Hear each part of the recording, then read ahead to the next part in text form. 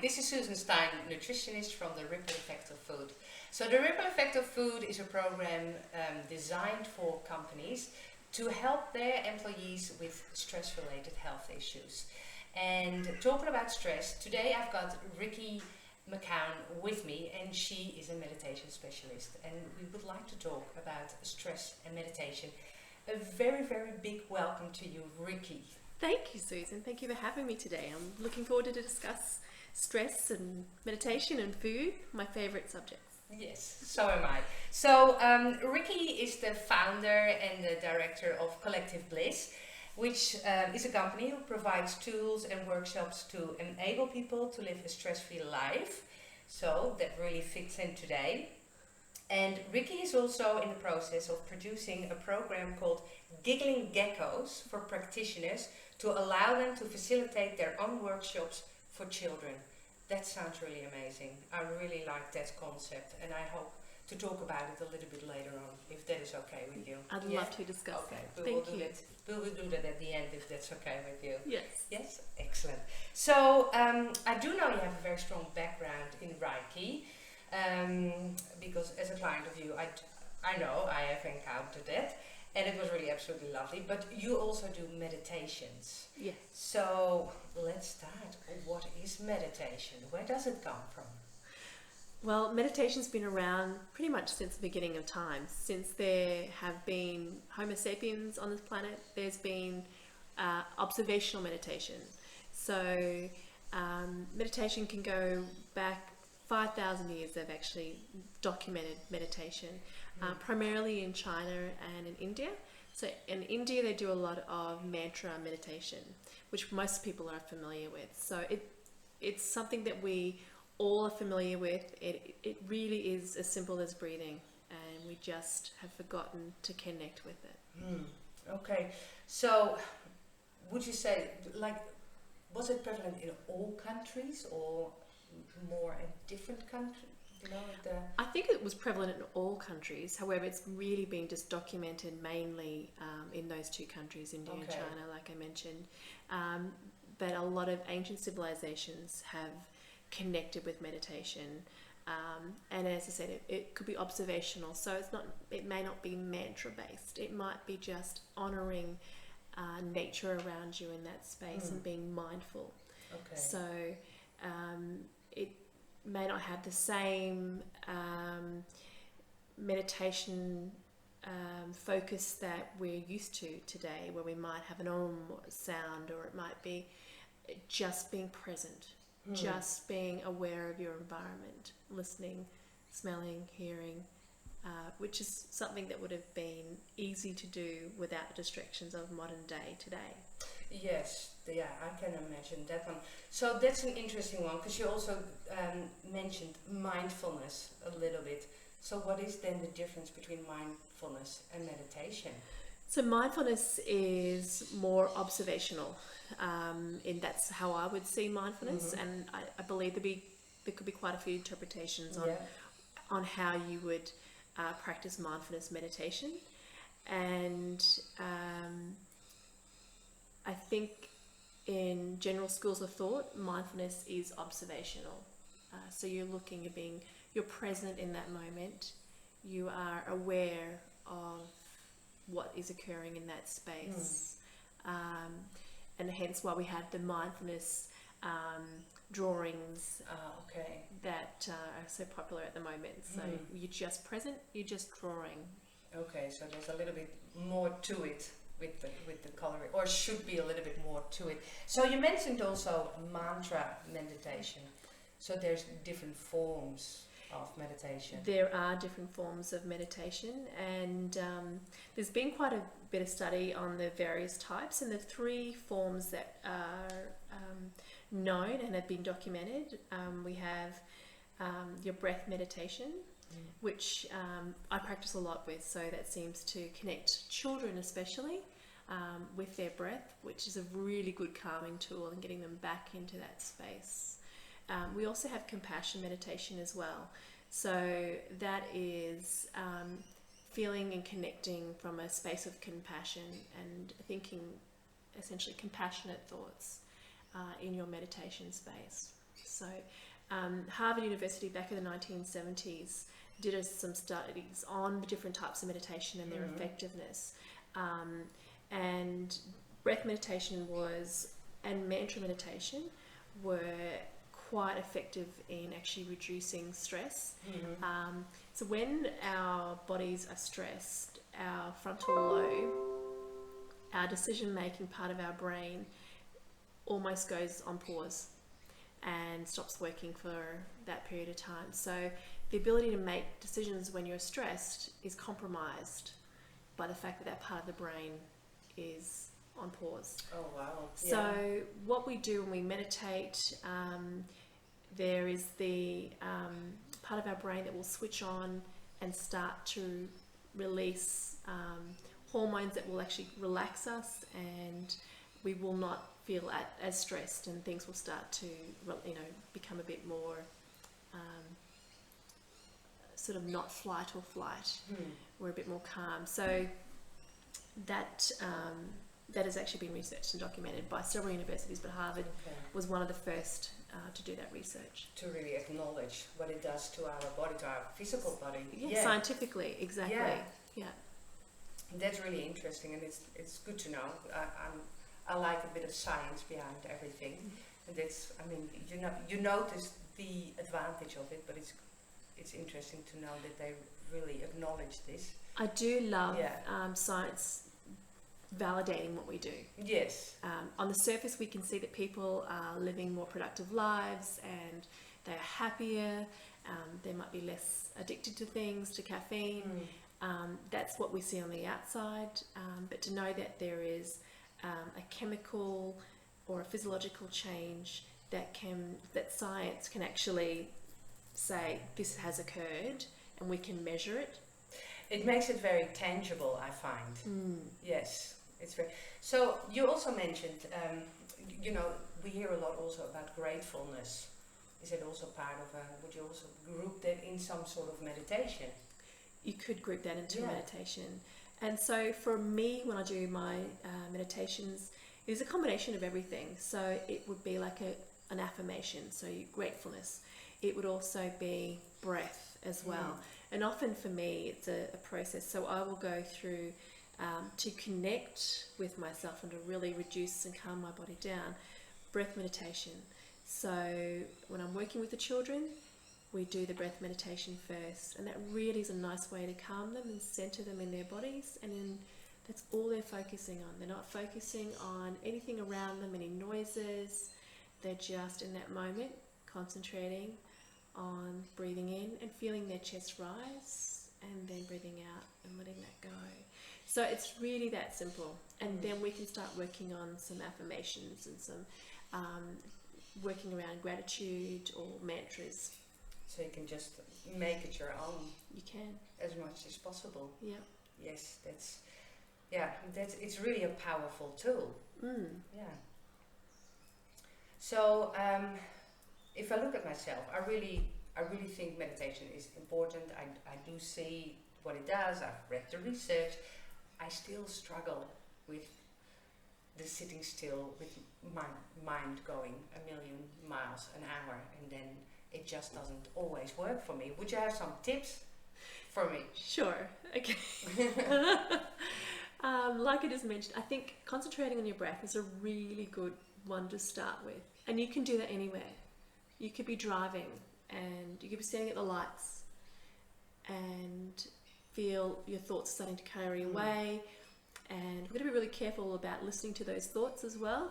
So using your concentration back into your breath, and just while you're sitting at those lights, while they're sitting red, just focusing on your breath and bring you back into the space. You are driving a vehicle, and just focus on that. Yeah. Mother Nature's a really awesome tool for bringing us back into that moment. And we can meditate washing dishes. We don't need to close our eyes. We don't need to be sitting down. We could be standing. And that's when you practice mindfulness. So you're in that space and you're washing your dishes. You see your dishes. You see what you're doing. You're feeling. You're hearing. You're in that moment. It's just being very present with whatever you do. That is it. And a really good example, on the weekend we did a dream catcher, and for 2 hours we sat there very quietly focusing on our dream catchers. There was just nothing other than that space.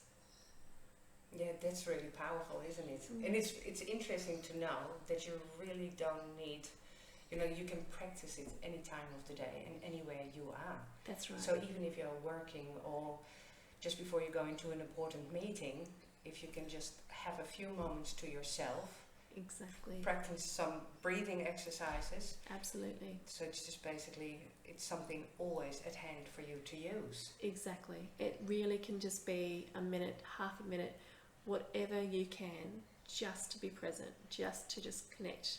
And your breath is probably the easiest thing to connect with. And may I ask you also, with a breathing exercise, could you give an example? So generally I work on a 2-minute breathing exercise.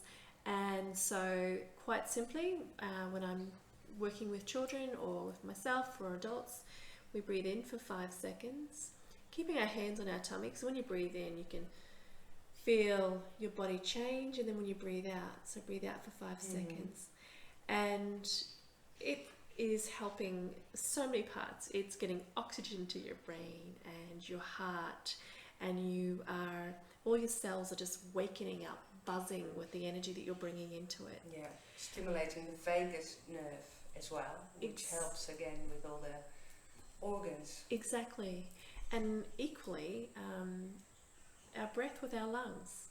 So when my son is unwell with asthma, we use breathing as a way for him to really just focus on that and control. So we don't need to use as much medication or medication at all. So it's simple as a 2-minute breath work, 5 seconds in, 5 seconds out, just concentrating on those deep breaths, trying to get that breath right down deep into your tummy, and then breathe out. So not raising our lungs, but breathing into our lungs and feeling our stomach rise. And that is key, and that will change. I guarantee you, that will change how you feel, how your family feel. It will make them feel, energetically, they'll have energy just through their breath. Because just daily, we are breathing constantly, very shallow breaths. Yeah. We don't really give out or allow ourselves time to think about it, and you can do it really anywhere. And it's a pity that we really don't have that in-depth breathing anymore, because deep breathing is also a part of detoxing, and it's really a buzzword, and you think that you need special herbs or smoothies or whatsoever, but even just deep breathing is a very good point of getting rid of all the toxins in your body as well. Exactly. Yeah. It's so simple. It is really It costs quite nothing simple. at all. No. I like the idea also that it doesn't need to be that long, 1.5, 2 minutes. So even if I am very busy, I can take that time to do something like that, to slow me down and be more productive even afterwards. Absolutely. Yeah, if you can do painful. 2 minutes a day, you are definitely, it's great. And it sounds less daunting as I have to go every Monday evening or to somewhere. Yeah. I think that's the hardest part, especially when you go from being single, without children, and you're used to having your 45 minutes, your hour time to meditate.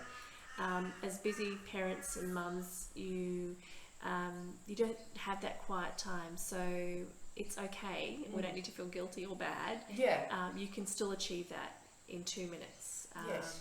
Not the same, obviously the same depth and the same level, but at least you're giving your body some time to relax and to let go. It's a start, basically. And it's just also the reassuring idea you don't have to forego meditation just because you don't have any time. That's it. Yeah. Absolutely. Oh, thank you very much. That's a nice little gift in this interview. Thank you for sharing that. Thank you. Yeah.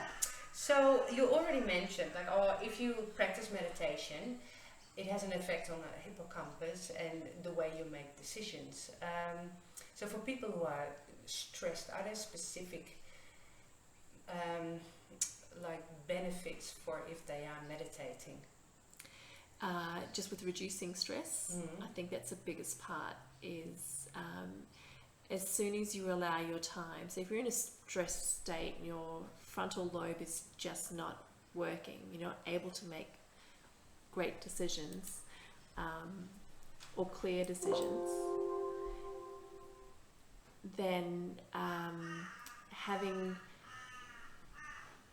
just some time to connect with yourself in that space, and as I said, breath work, but doing that blend of your breath work, your mantras and your compassion meditations all together. It doesn't have to be one or the other. It can be a bit of all of them, and that will start working on reducing that stress, and you'll slowly start to find making decisions become easier again. The clarity comes back in those people that are highly stressed. It's almost taking a mental step back from whatever you are doing, you know, or what they say, like, oh, just have a night, sleep over it, and you will look at it differently the next morning. Well, we don't always have that time, but meditating for a short period of time just offers a little bit similarity to that. It does. Yeah. And different types of meditation. There's transcendental meditation, Okay. which for 45 minutes, it's a deeper meditation, can offer more benefits than deep sleep. So it's a wonderful meditation to learn, and it's something that has to be taught by a transcendental meditation teacher. And with that comes your mantra, that is given to you specifically. So that is yours for you, for that particular individual. And science has confirmed that type of meditation has got the greatest rewards. So, you know, heart disease, obviously stress, and a lot of medical conditions. It's been linked to reducing, or at least reducing the impacts. So I think that's one meditation that probably will take a bit more time to allocate to do, but probably much better than, you know, the alternative. Yes, and that is something you do as well, or have done? I have done, Yeah. and I'm not a teacher. However, I would highly recommend, if you're thinking that you'd like to look at that, then to find a registered teacher to do that as well. Yeah, that's very interesting. I didn't know that. Yeah. That's very interesting. So, how about you? How long have you been meditating? When did your journey started? I think it's always been there. I think we, as children, we know we're in that mindfulness space, and we're there, we're present, we're playing with one thing, and that's all that's in our world. True. And we see that with our own children. They're totally engaged in whatever they're doing. So I think for all of us, it's intuitively always there. Consciously becoming aware of it. I would have started in my teens, and then actually allocating time and doing it, and practicing my mantras was most when I was pregnant with my first child. And I used a birthing mantra to help me, and it was something that I did to connect to my baby and my breath. So there's those two meditations working together closely. And then getting busy as a mum, then I sort of, it just didn't happen for a long time, and that's just very normal for all of us. Reconnected about 6 years ago, and became very formal with that process of meditating daily and connecting to myself and to my space. And then my children started joining me. And it was something that we did together, and it became very clear from my children that it was helping them to deal with school and just life, and I've been guided to do that more formally with other children and run workshops, and just seeing how children connect to themselves and then become very clear, very calm, is incredible, and just it's such a beautiful experience.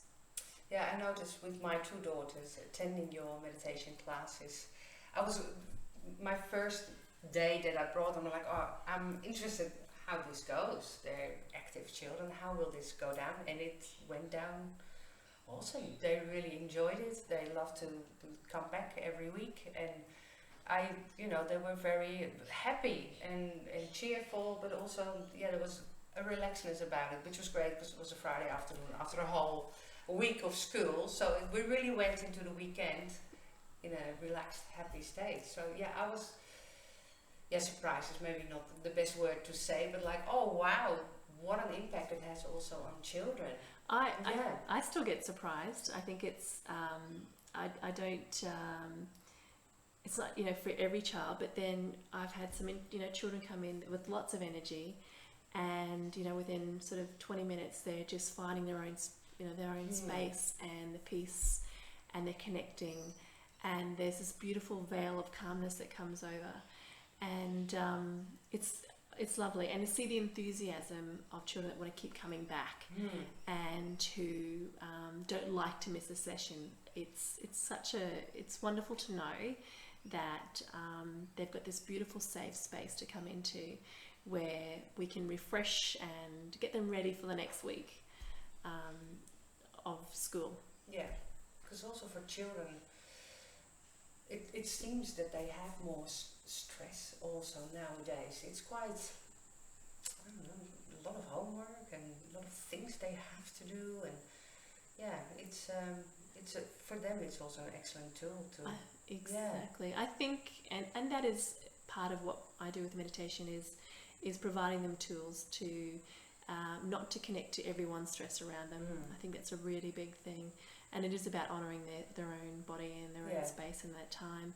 And I think one of the turning points in when I was developing and putting all of this together as a formal workshop was I was walking through our school, and I heard a beautiful little girl in grade 2 announce how stressed she was, and I thought, it just doesn't seem right that this little 6-7-year-old is saying how stressed she is. This is a great time in your life. You should not be stressed, and it's a word that children use. I think it's quite, I don't think we would have used it growing up. We wouldn't have been stressed. No, I don't think I was particularly stressed at all. Yeah, no. You just had a hard day at school if you had tests maybe, but you weren't stressed about it. No, and quick to forget, and that was basically it. There was nothing. Yeah. And we had lots of outdoor play, and we had lots of time in connecting with our nature, and actually looking and watching how, bees connected with flowers, and I mean, just watching how insects connect and fly by. That's mindfulness. We're watching, we're being present at that moment, we're seeing something fly by, and that is as simple as that. I think it doesn't have to be complicated. No, it doesn't. We really don't need more complication in this world, I think. So is this also your idea where Giggling Gecko came from, so that you think that I would not just provide it to the children locally, but I would like to be able. So, as you said earlier, I came from a Rikki background, so metaphysical background, and that was my studies. And prior to that, I'd worked 20 years in health management. And what I've found is, with metaphysics, is there is essentially people believe it's very spiritual based, and there is an element of spirituality in metaphysics. However, for me to be able to reach greater communities, I needed to create something that was less spiritual inclined. So we're still using some similar concepts about protection, and we talk about energy as protection because energy is real. We have electricity. We know, our bodies are energy, and that can be measured in calories. So for me, Giggling Geckos is something that every child in every household can align with. It is about connecting to themselves, and there is only one self, and giving them the tools and facilitators tools to show and demonstrate to children and their families what they can do at home, just to relax and connect, and through very simple exercises. Yeah. So just quickly, if people want to know more about Collective Bliss or Giggling Geckos, before I go to my last question, where can they find you? What is your website? Do you have a website? I do. It's www.collectivebliss.com.au. I currently practice out of a practice at Wellington Point here in Brisbane, called Wellness on Wellington. And we run our meditation sessions there for children on a Friday afternoon. And for any further other workshops that people would like to, then they can just contact me through Collective Bliss. Excellent. Thank you so much. Thank you so much for that insight on meditation and what it can do for us in terms of combating stress and dealing with stress. Would you have a last advice or a last word for our listeners? What will be your last tip? My last tip for listeners would be, every morning when you wake up, the first thing to do when you open your eyes, be grateful. Find something, if you can't, just find something that you're grateful for.